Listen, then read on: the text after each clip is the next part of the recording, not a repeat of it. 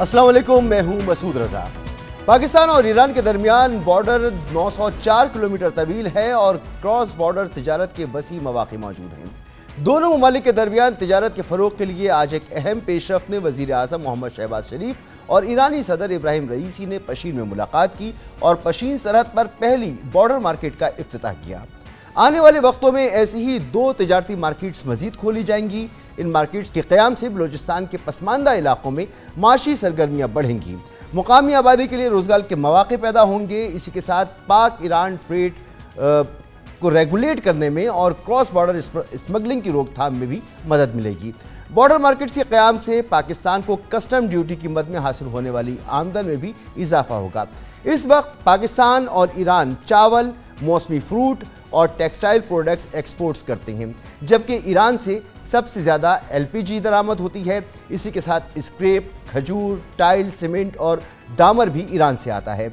इसके अलावा ईरान से तेल और सरिये की स्मगलिंग भी हुकूमत के लिए दर्द सर बनी हुई है। एक अंदाजे के मुताबिक ईरान से पाकिस्तान में सालाना $2 अरब की स्मगलिंग होती है। इत्तलात हैं कि इस वक्त पाकिस्तान में फ़रोख्त होने वाला तकरीबन 35% डीजल ईरान से स्मगल होकर आ रहा है और प्राइवेट डीलर्स फी लीटर पर तकरीबन 53 रुपये मुनाफा कमा रहे हैं, जिससे पाकिस्तान को माहाना तकरीबन 10 अरब रुपए का नुकसान हो रहा है। बताया जा रहा है कि आज बलूचिस्तान में फ़रोख्त होने वाला 80% सरिया ईरान से बजरिया स्मगलिंग, मिस डिक्लेरेशन और अंडर इनवाइस के बाद आ रहा है। इस वक्त पाक ईरान तिजारत का हजम $2 अरब है, जिसे दोनों ममालिक $5 अरब तक ले जाने के लिए पुरअज़्म हैं। मार्केट्स के अलावा आज दोनों सरबराह ने 100 मेगावाट गबद पुलान बिजली की ट्रांसमिशन लाइन का इफ्तिताह किया। इस मंसूबे के बाद ईरान से गवादर को रोज़ाना 204 मेगावाट बिजली फराहम हो सकेगी। ये बहुत अहम डेवलपमेंट है और इस पर हम बात करेंगे। हमारे साथ मौजूद हैं नजमुल हसन जावा साहब, चेयरमैन पाक ईरान बिजनेस काउंसिल। बहुत बहुत शुक्रिया। ये जो हमारी अभी बॉर्डर मार्केट का इफ्तिताह हुआ है, इसके बारे में बताइए कि इसमें कितना पोटेंशियल है और क्या इसका स्कोप है। सर, इसको मैं बारिश का पहला खतरा कहूँगा। इससे जो है ना, एक तो रवाबित बढ़ेंगे और आपस में हमारी हारमोनी बढ़ेगी। इस तरह की मज़ीद बॉर्डर मार्केट्स भी प्लान में है और मज़ीद बॉर्डर ओपनिंग, जैसे 2 बॉर्डर ओपनिंग्स हैं, ज़ैदान और रमदान, इस तरह 4 बॉर्डर ओपनिंग्स भी बननी है और 8 बॉर्डर मार्केट्स बननी है। जब बॉर्डर मार्केट्स बनेंगी तो इलाके में जो गुर्बत और मफलूकुल हाली है उसको बेहतरी होगी और तजारत में भी उसका बहुत अच्छा असर आएगा। तो कौन कौन सी ऐसी प्रोडक्ट्स हैं जो यहाँ पर आप समझते हैं कि आएंगी और बिकेंगी? सर, यहाँ पर ज़्यादातर जो होती है ना, मौसमी फल, सब्जियात और इस तरह के खुश्क मेवाजात जो दोनों साइडों से पाकिस्तान से आम, कीनूज़ और जो होती हैं आपके तेल और इस तरह की चीज़ें ज़्यादा जाएंगी और ईरान से खजूरें और जो दूसरे मौसमी फल होते हैं, सेब होते हैं, ये इनकी तजारत ज़्यादा मुतवक्की होती है इस तरह की बॉर्डर मार्केट्स में। और ये स्मगलिंग की रोकथाम के लिए कितना मौसर होगा? और आपने कहा कि ये लोकल करेंसी में तजारत होती है, तो पाकिस्तान का रुपया है और वहाँ पर ईरान की अपनी करेंसी है, तो किस तरह से एक्सचेंज होता है ये? सो वो लोकल लोग आपस में, चूँकि उनकी रिश्तेदारी भी होती है और आपस में एतमाद होता है, तो वो मैनेज कर लेते हैं। बट स्मगलिंग को इसका बहुत ज़्यादा इफेक्ट नहीं आएगा, क्योंकि स्मगलिंग में ज़्यादा, जिस तरह आपने मेंशन किया अपने इंट्रो में, ज़्यादा स्मगलिंग जो हो रही है ना आपकी हो रही है डीज़ल की और दूसरी चीज़ों की, जो कि बहुत हाई वैल्यू की होती हैं। और जो बॉर्डर मार्केट्स में जो ट्रेडिंग की लिमिट होती है, इसमें इस तरह की हाई वैल्यू चीज़ें जैसे कि डीज़ल है, प्लास्टिक दाना है और इस तरह की चीज़ें इसमें नहीं आएंगी, बल्कि इसमें लो वैल्यू की चीज़ें ही, क्योंकि कस्टम ने उसकी एक कैपिंग की होती है कि इससे ज़्यादा तजारत नहीं हो सकती। तो स्मगलिंग का बहुत ज़्यादा फ़र्क नहीं पड़ेगा। उसके लिए जो बार्टर ट्रेड मैकेनिज़्म है उसकी इम्प्लीमेंटेशन हो जाए तो उससे स्मगलिंग भी कवर होएगी, पाकिस्तान का रेवेन्यू भी बढ़ेगा और पाकिस्तान और ईरान दोनों में खुशहाली भी आएगी। वैसे तो पाकिस्तान और ईरान के दरमियान तकरीबन $2 अरब की तिजारत का हजम मौजूद है। यहाँ आपने बताया कि ये जो मार्केट्स हैं इनका लिमिटेड स्कोप है, तो इनका क्या स्कोप है और ये किस तरह से बढ़ाया जा सकता है? सर, इनके स्कोप में बेसिकली आपको बताया कि इसका मेजर प्राइमरी जो फोकस होता है वो इलाके के लोगों की बहबूद होता है, जिसमें कि चूँकि गुर्बत बहुत ज़्यादा है, तो जब इलाके के लोग खुशहाल होते हैं तो उसमें बेहतरी आती है और जो टेररिज्म और दूसरी चीज़ों को कंट्रोल करने में बॉर्डर क्रॉस बॉर्डर इन्फिल्ट्रेशन होती है और दूसरी चीज़ें उसकी आड़ में कुछ लोग उसका फ़ायदा भी उठा रहे होते हैं। तो इस तरह जो है ना अमन व अमान की सूरत हाल भी बेहतर होएगी और इलाके की जो है तो मईशत भी बेहतर होएगी। तजारत को बहुत ज़्यादा बूस्ट नहीं मिलेगा, इनसे मिलेगा बट बहुत ज़्यादा बूस्ट नहीं मिलेगा, जितना पोटेंशियल है उसके मुताबिक बूस्ट नहीं मिलेगा। अच्छा, और मज़ीद कितनी बॉर्डर मार्केट्स हैं जो पाइपलाइन में हैं और आने वाले वक्तों में कायम की जाएंगी? सर जो प्लान तो 8 बॉर्डर मार्केट्स का था और उसमें से 1 के 2 ऑपरेटिव हो गई हैं बकाया जो पाइपलाइन में, और 6 हमारी बॉर्डर क्रॉसिंग है प्लान में जिसमें 2 ऑपरेटिव हैं, बाकी ऑपरेटिव होनी है। तो शरपसंद अनासर से महफूज रहने के लिए और लॉ एंड ऑर्डर की सिचुएशन को कंट्रोल रखने के लिए कोई ख़ास इंतजाम किए गए हैं कि यहाँ पर ये तिजारत का जो अमल है बॉर्डर पर ये स्मूथ और मामूल के मुताबिक रहे?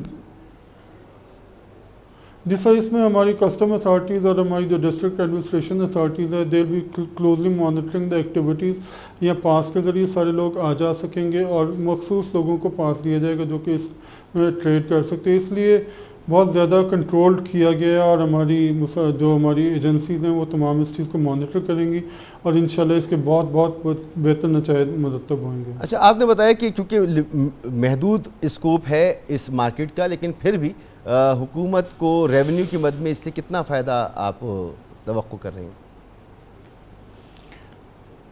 सब फ़ायदा होएगा। पहले जो स्मगलिंग होती थी बगैर इस तरह बगैर अनडॉक्यूमेंटेड चीज़ें आती थी वो डॉक्यूमेंटेड होंगी और उनके ऊपर जो होता है ना लिमिटेड टैक्सेस भी हमारी कस्टम अथॉरिटीज़ वसूल किया करेंगी। मैं आपको बताया ना इसके माशी फ़ायदे से ज़्यादा जो होते हैं ना माशरती फ़ायदे ज़्यादा होते हैं इसके, जो बॉर्डर मार्केट्स के माशी फ़ायदे लेने के लिए हमें बार्टर ट्रेड मैकेनिज़्म के ऊपर ही तंदेही से काम करना है जो बहुत तातुल का शिकार है इस वक्त।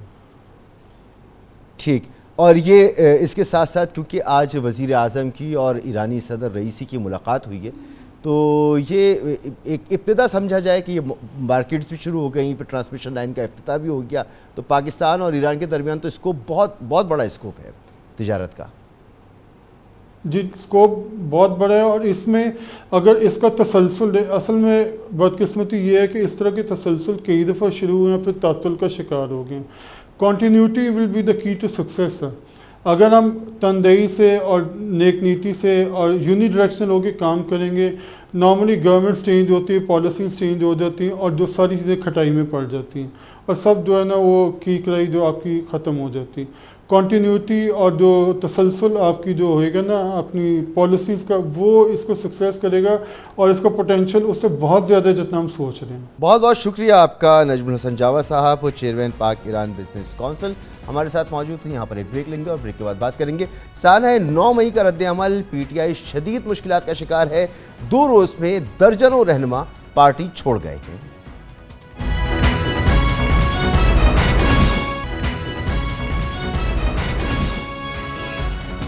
आप देख रहे हैं खबरों, तबसरों और तज्जियात पर मबनी पाकिस्तान का सबसे मोतबर न्यूज शो दुनिया, कामरान खान के साथ।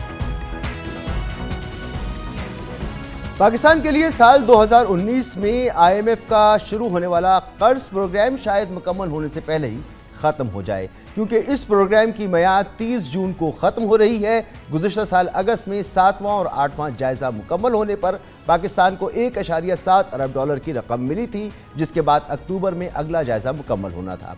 लेकिन इस वक्त ये प्रोग्राम अब तक तातुल का शिकार है।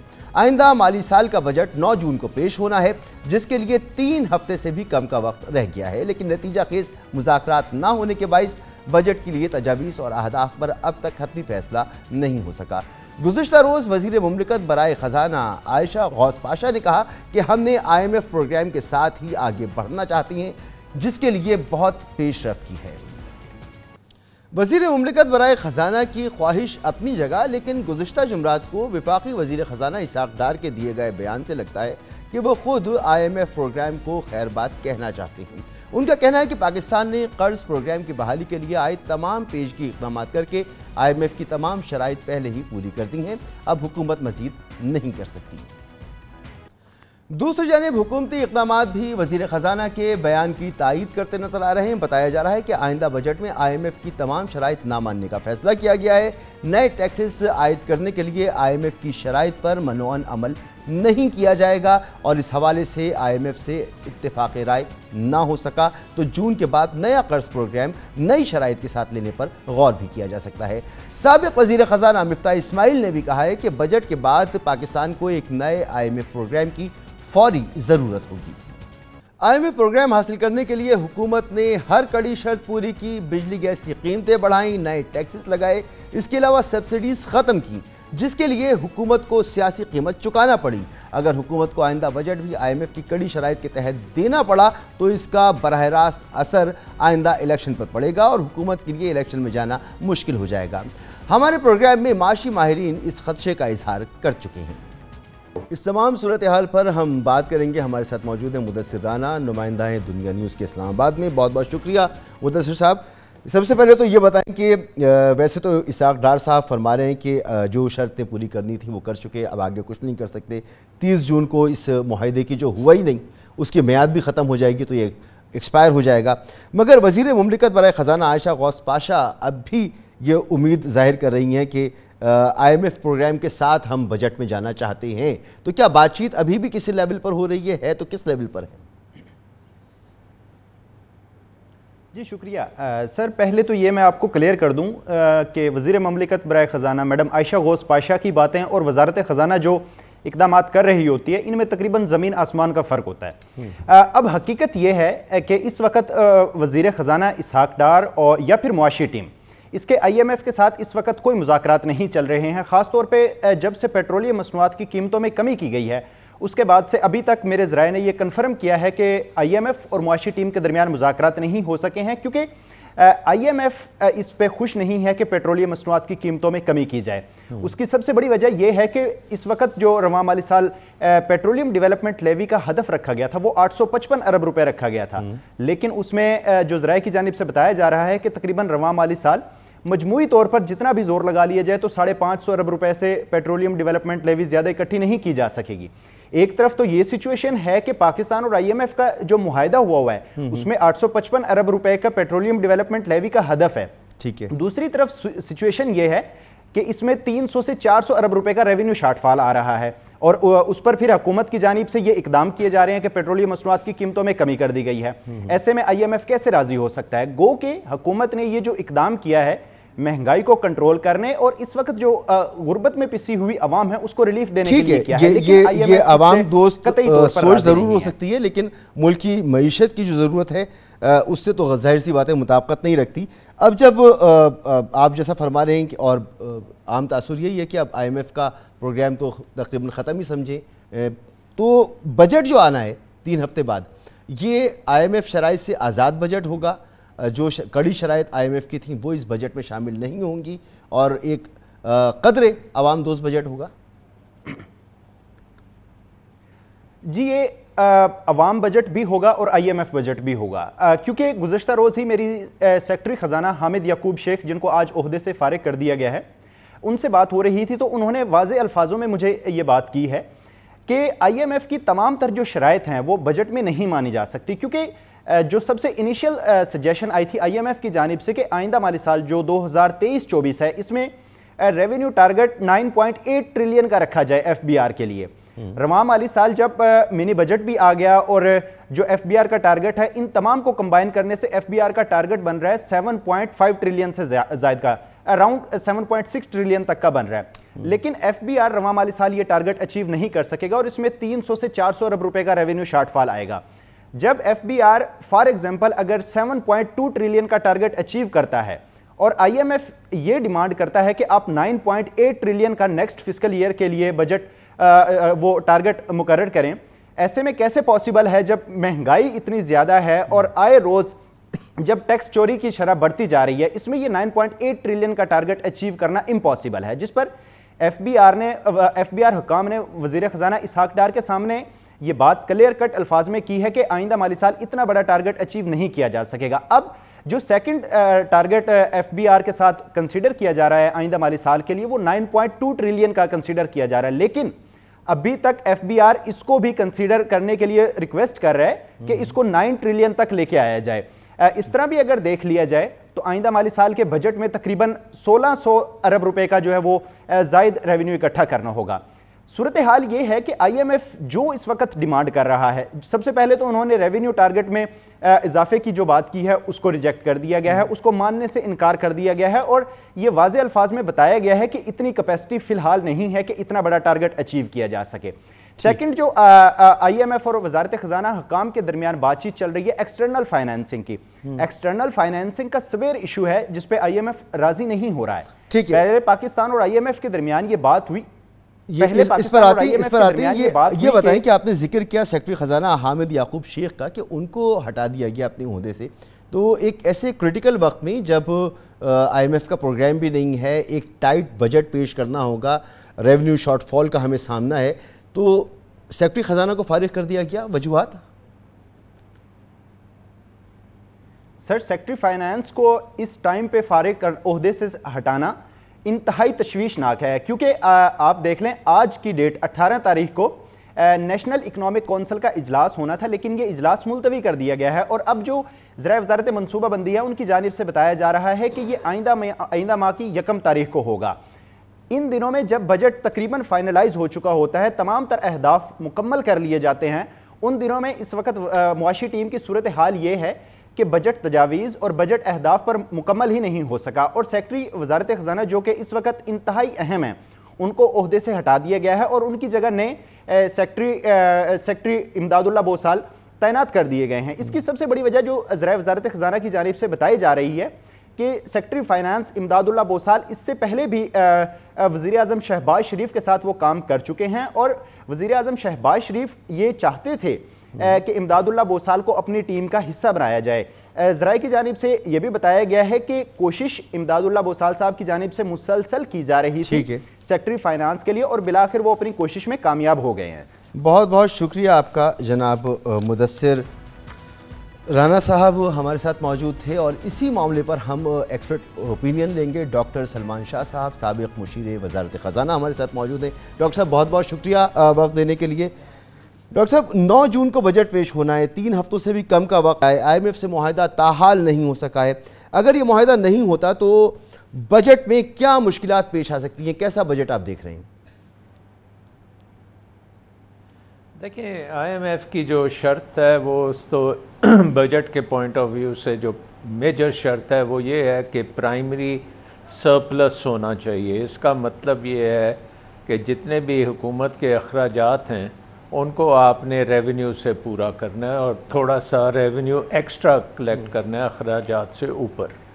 سو ابھی جو آپ آپس میں بات کر رہے تھے رانا صاحب کے ساتھ, اس میں جو ٹارگٹ بنتا ہے گیون کہ جو اس وقت اخراجات چل رہے ہیں یا اس میں کچھ اضافہ کریں گے بجٹ میں, تو وہ ایک ریونیو ٹارگٹ 9 ٹریلین کا اس طرح کا نمبر دیا جا رہا ہے کہ جو ممکن نہیں ہے. 9 چاہ رہا ہے کہ ایف بی آر چاہ رہا ہے کہ 9 کے ٹارگٹ پر آ جائیں, حکومت کر گیا 9.2, اور یہ ٹارگٹ کم کرنے کے بعد کی بات ہے 2. جی, اور ایون 9 ٹریلین بھی میرا خیال ہے کہ ایسا ٹارگٹ ہے جو پورا نہیں ہوگا. سو آئی تھنک اگر ریئلسٹک بجٹ بنایا جائے تو ہمیں حکومت کے اخراجات کو کم کرنا پڑے گا, کیونکہ حکومت کے اخراجات بہت زیادہ ہیں, اور ہو سکتا ہے کہ ہمیں جو ہمارے ڈیولپمنٹ پروگرامز میں خرچے ہیں صوبوں کے بھی اور فیڈرل گورنمنٹ کے بھی, ان کو 1 سال کے لیے ذرا کم لیول پہ لے جائیں تاکہ یہ پرائمری سرپلس کا معاملہ جو ہے اس کو ہم پورا کر سکیں. اور یہ ایک آئی ایم ایف کی بڑی امپورٹنٹ شرط ہے. باقی شرطیں تو ہم نے تقریباً مان لی ہوئی ہیں. اس کے علاوہ آئی ایم ایف یہ بھی کہہ رہا ہے کہ جی آپ کا فائنینسنگ گیپ جو جون تک کا تھا وہ $6 ارب کا تھا.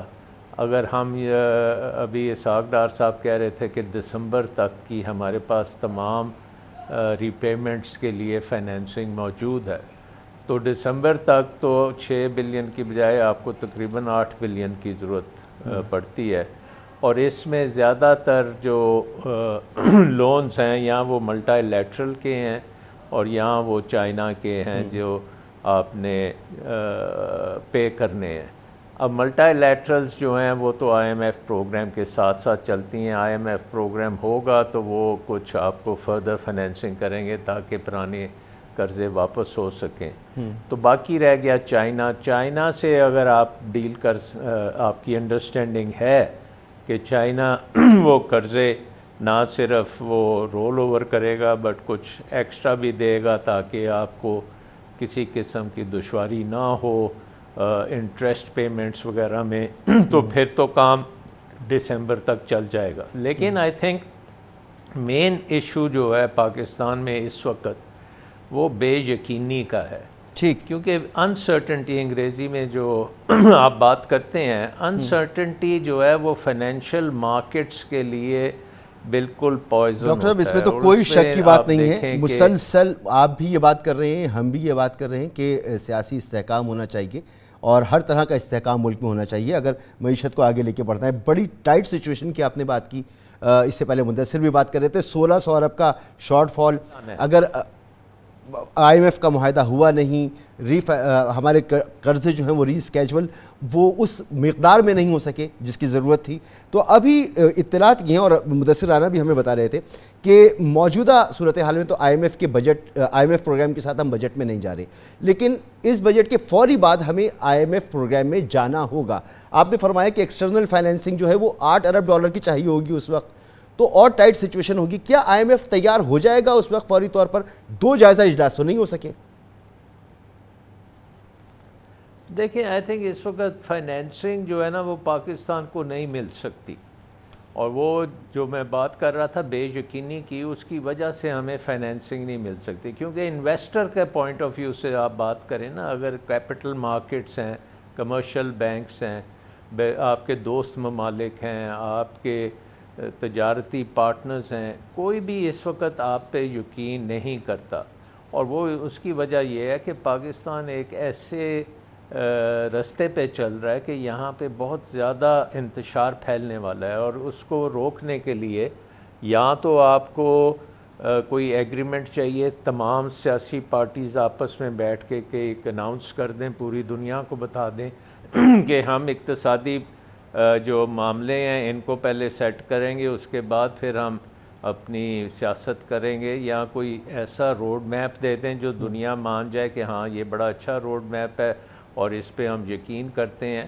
تو وہ چیزیں اگر بیہائنڈ دا سین ہو رہی ہیں تو مجھے تو اس کا پتہ نہیں ہے, لیکن اس وقت بے یقینی جو ہے یہ بہت اوپر چلی گئی اور اوپر ہی چلتی جا رہی ہے. اور اس کا جو نقصان ہے نا امیجیٹلی وہ روپے کی قیمت پہ ہے, کیونکہ روپیہ جو ہے وہ اس وقت ڈگمگا رہا ہے, 300 سے اوپر مارکیٹ میں چل رہا ہے. اور اگر ہم نے دیکھا کہ اس میں کوئی ریزولوشن نہیں آ رہا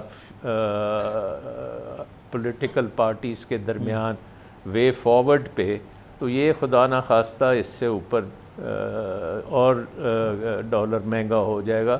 میرا سوال آپ سے یہ تھا کہ آئی ایم ایف پروگرام میں جائے بغیر تو ہمارا گزارا نہیں ہے. اس وقت ہم اسے مؤخر کر دیتے ہیں, ٹال دیتے ہیں, نہیں ہو سکا, کچھ بھی وجوہات رہی ہوں, لیکن بجٹ کے فوری بعد تو ہمیں جانا ہے پروگرام میں. تو جیسے یہ پروگرام نہیں ہو سکا تو بجٹ کے بعد فوری ہمیں آئی ایم ایف پروگرام مل جائے گا, اس کی توقعات ہیں؟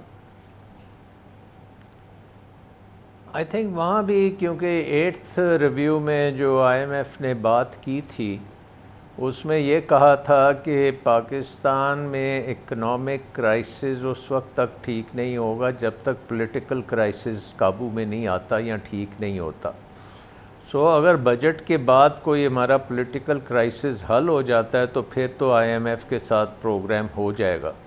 لیکن اگر اس وقت بھی یہی بات ہوئی, یہی ٹینشن چل رہی ہوئی اور کوئی سمجھ نہیں آئے گی کہ کانسٹیٹیوشن کے مطابق چلیں گے یا کیا کریں گے, ادارے کیا کریں گے, جسٹسز کیا کریں گے, سو اس سے وہ بے یقینی جو ہے وہ ریزالو نہیں ہوگی انٹل یہ سارے فیصلے ہو جائیں کہ آگے اب کیسے چلنا ہے.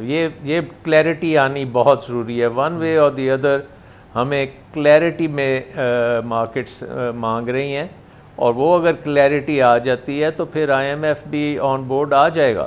ٹھیک ہے, وہ ہمیں بہت محنت کرنی پڑے گی اور اس کے بعد ہمیں بے شمار ریفارمز کرنی پڑیں گی جو خاصی مشکل ریفارمز ہوں گی, کیونکہ ہم نے اکانومی کا منہ ایک قسم کا ٹرن کرنا ہے, موڑنا ہے اس کو. جس طرح کی اس وقت اکانومی ہے, ایک انورڈ لکنگ اکانومی ہے, ایکسپورٹس کرتی نہیں ہے, امپورٹس کے اوپر ڈپینڈنٹ ہے, چوکڈ ہوئی ہے, سپلائی چینز ٹوٹی ہوئی ہیں. اس ساری چیز کو بدلنا ہے, آؤٹ ورڈ لکنگ اکانومی کرنی ہے, کمپیٹیٹیونیس لانی ہے, پروڈکٹیوٹی کرنی ہے. تو یہ چیزیں ایک تو ہے کہ اس پہ محنت بڑی کرنی پڑے گی, بڑی کیپیسٹی چاہیے, اور سب سے بڑی بات یہ ہے کہ پورے ملک کی سپورٹ چاہیے. مشکل فیصلے بھی کر سکے, جارحانہ فیصلے کر سکے, جس کے بعد معیشت کا رخ موڑ سکتی ہے. وزیر خزانہ پر امید ہیں کہ آئی ایم ایف کا معاہدہ ہو یا نہ ہو, پاکستان ڈیفالٹ نہیں کرے گا. آپ نے بھی ذکر کیا کہ دسمبر تک تو چلیں کیش لیں گے کسی طریقے سے, تو یہ اسٹیٹمنٹ ان کی طرف سے آنا, اور باقی آپ نے بھی دسمبر کا ذکر کیا, اتنا کافی ہوگا, اطمینان ہونا چاہیے بس ہمیں کہ پاکستان ڈیفالٹ نہیں کرے گا دسمبر تک؟ نہیں, بالکل اطمینان نہیں ہونا چاہیے, کیونکہ there are 1001 things which can go wrong. ابھی تو ہم نے یہ بھی دیکھنا ہے کہ جو ہماری سود کی قسطیں ہیں وہ بھی ہم پے کر سکیں گے یا نہیں کر سکیں گے, اور جو ہمارے اس وقت آؤٹ اسٹینڈنگ لائبلٹیز ہیں وہ اتنی زیادہ ہیں کہ ان کے اوپر ہمارے پاس کوئی گیم پلان ہے یا نہیں ہے, کیا ہم کسی سے بات کر رہے ہیں یا نہیں کر رہے. اب ہمارے دوست ممالک مدد بھی کرنا چاہ رہے ہیں لیکن کر بھی نہیں رہے. سو آئی تھنک کہ یہ سچویشن جو ہے خاصی فلوئڈ ہے, اس میں کوئی پریڈکٹیبلٹی نہیں ہے, اور انفارچونیٹلی کانسیکوینسز جو ہیں وہ قوم کے لیے بڑے خطرناک ہیں اس ان ریزالوڈ سچویشن کے. اور اگر ہم اس پہ قابو پا گئے تو پھر تو ہم آئی تھنک یہ ہمارا لوئسٹ پوائنٹ ہوگا, اور اس کے بعد پھر ہم اوپر جانا شروع کریں گے, لیکن وہ ابھی منزل بہت دور نظر آ رہی ہے. سر, ایکسٹرنل فائنینسنگ لازمی ہے آنے والے وقت کے لیے بھی, آئی ایم ایف پروگرام نہیں ہوگا تو یہ کیسے ممکن ہوگی, کیونکہ باقی دنیا سے ہمیں قرض چاہیے, وہ قرض کیسے ہمیں ملے گا؟ عالمی ریٹنگ ایجنسیز جو ہیں وہ ہماری ریٹنگ پہلے ہی کافی کم کر چکی ہیں. دیکھیں, سب سے پہلی بات یہ ہے کہ ہمیں اپنے جو نہ صرف سارے قرضے رول اوور کرنے ہیں پرانے, پھر ہمیں اور فائنینسنگ چاہیے اگر ہمارا کرنٹ اکاؤنٹ ڈیفیسٹ جو ہے وہ کنٹینیو کرتا ہے اس کو پورا کرنے کے لیے, اور پھر ہمیں ڈالرز چاہیے اپنے ریزروز کو بہتر کرنے کے لیے. ریزروز ہمارے $4 بلین کے ہیں. اصولی طور پہ جس لیول کی ہماری اکانومی میں امپورٹس وغیرہ ہوتی ہیں تو 6 مہینے کی امپورٹس آپ سمجھیں $30 سے $40 ارب کے تو صرف ریزروز چاہیے. سو یہ چیزیں جو ہیں یہ کہاں سے آئیں گی؟ اس کی اسٹریٹجی شارٹ رن میں تو صرف مجھے اگر کوئی سورس نظر آتی ہے تو وہ ہمارے اوورسیز پاکستانیز ہیں, جن کا اگر کانفیڈنس ہم گین کریں, وہ واپس اپنی ریمیٹنسز بھیجنا شروع کریں, واپس روشن ڈیجیٹل اکاؤنٹس میں پیسہ آئے, اس سے پیسہ انویسٹمنٹ میں جانا شروع ہو.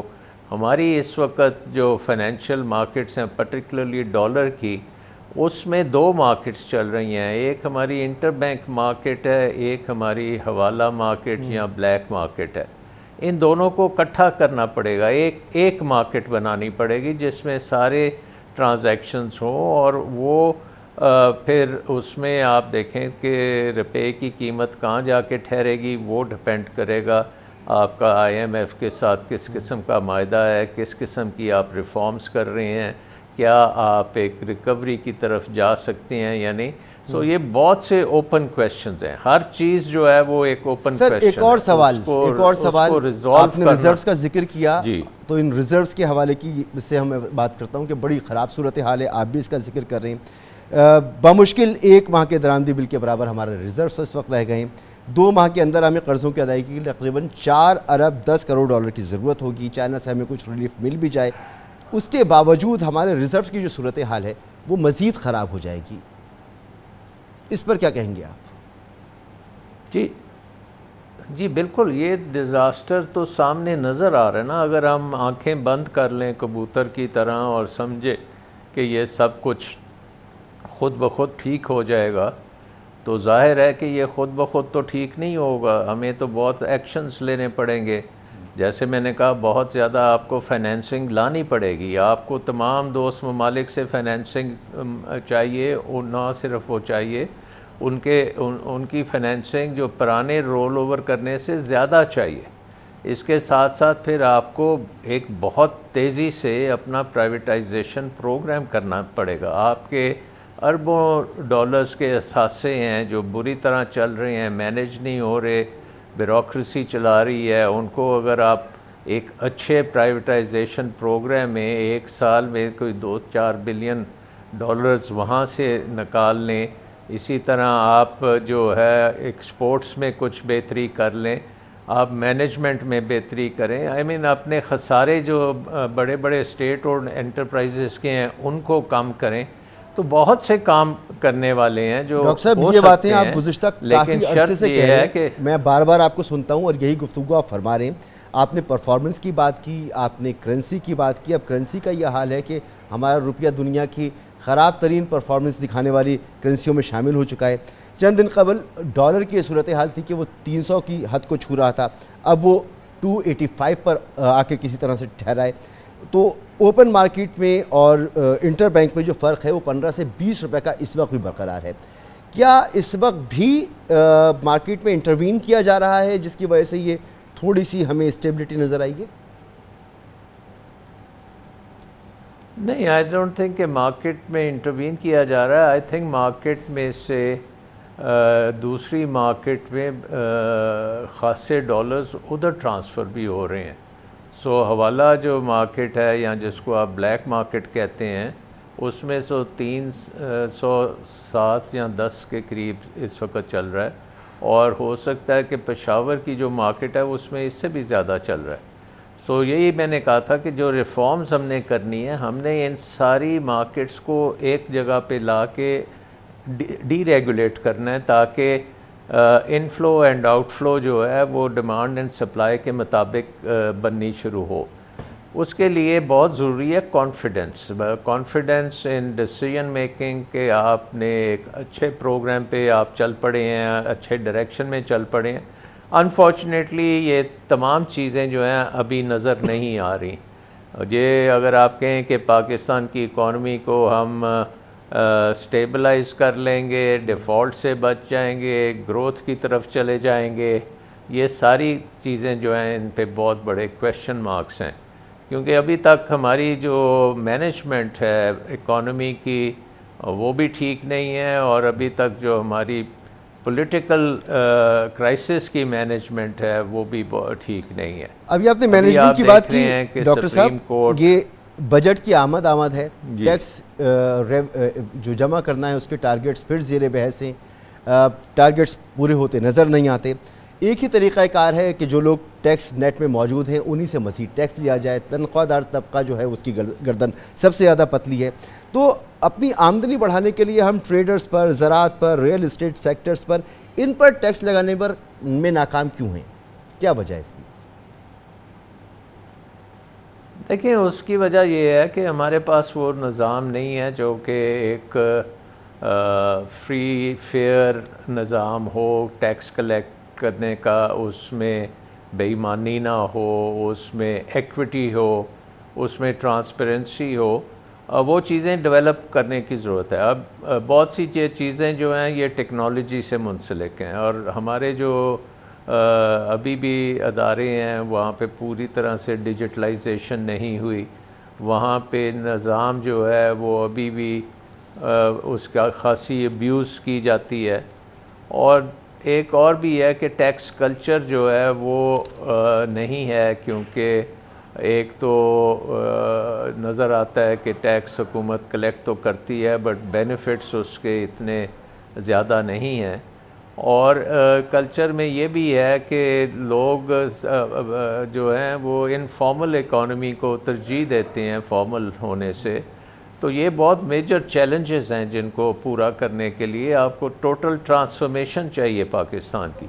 میرے خیال میں ٹیکس نظام کو آپ کو بہت سمپلیفائی کرنا پڑے گا، ٹیکس نظام کو آپ کو بہت ریٹس کو کم کرنا پڑے گا، اور ایگزیمپشنز وغیرہ ساری ختم کرنی پڑیں گی، اور جو جس کا بنتا ہے اس کے مطابق ایک وائڈ نیٹ میں آپ کو کرنا پڑے گا۔ جو آپ نے بات کی کہ جو دے رہے ہیں انہی پہ اور لوڈ ڈالیں گے، تو یہ تو ہماری ہسٹری ہے، اور اس کی وجہ سے ہم دیکھتے ہیں کہ ٹیکس کا نظام جو ہے خراب سے خراب تر ہوتا جاتا ہے۔ بہت شکریہ ڈاکٹر سلمان شاہ، سابق مشیر وزارت خزانہ ہمارے ساتھ موجود تھے۔ اور ظاہر سی بات ہے انویسٹمنٹ ضروری ہے، مگر انویسٹمنٹ کے لیے ماحول کا سازگار ہونا لازمی ہے، جس کی ابھی آثار فل فور تو نظر نہیں آ رہے۔ سال ہے 9 مئی ابھی تازہ ہے ہمارے دلوں میں، اور اس کا جو رد عمل ہے وہ پی ٹی آئی کے لیے اب شدید مشکلات کا شکار ہو رہی ہے۔ پی ٹی آئی اس کی وجہ سے 2 روز میں درجن بھر رہنما پارٹی چھوڑ گئے ہیں۔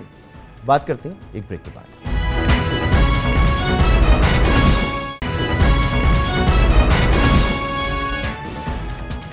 تحریک انصاف کے چیئرمین عمران خان کی گرفتاری کے بعد 9 اور 10 مئی کو ملک بھر میں ہونے والے پرتشدد مظاہروں کے دوران فوجی تنصیبات پر حملے اور جلاؤ گھراؤ کے متعدد واقعات نے پارٹی کو مشکلات میں ڈال دیا ہے۔ اس وقت پارٹی کی بیشتر لیڈرشپ یا تو جیل میں ہے یا انہیں عدالتوں میں کیسز کا سامنا ہے۔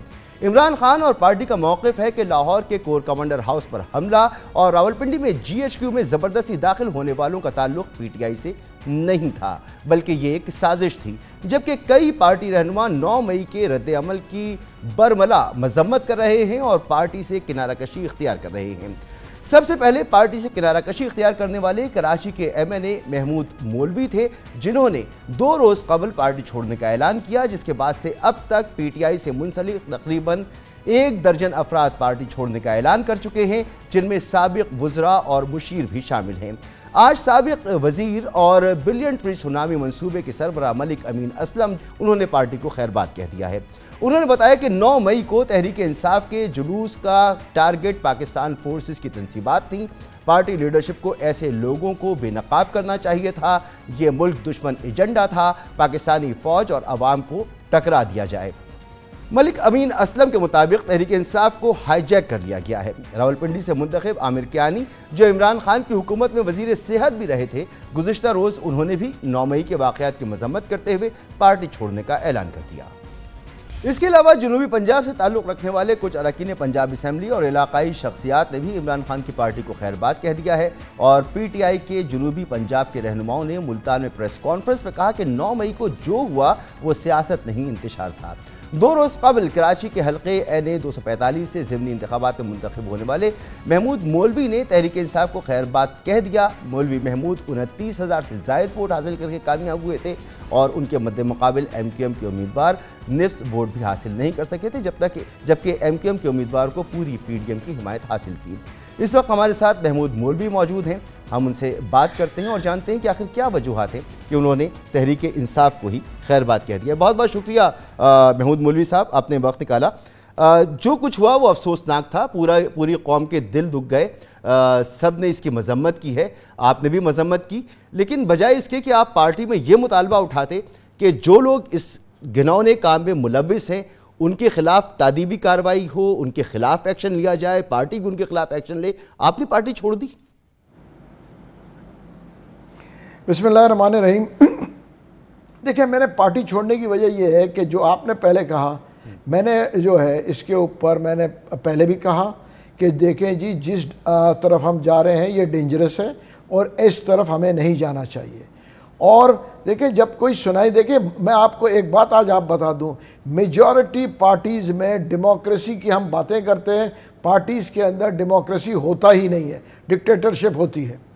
تو اس چیزوں کو اور 9 مئی کے حالات کو دیکھتے ہوئے دیکھیں نا، میرے پاس کوئی اور چارہ نہیں تھا کہ میں یہ پارٹی بھی چھوڑ دیا، میں نے اپنے ایم این اے سے بھی ریزائن کر دیا کیونکہ انہی کی دی ہوئی سیٹ تھی، اور جو نیکسٹ ٹکٹ مجھے انہوں نے کنفرم کیا تھا میں اس سے بھی دستبردار ہو گیا۔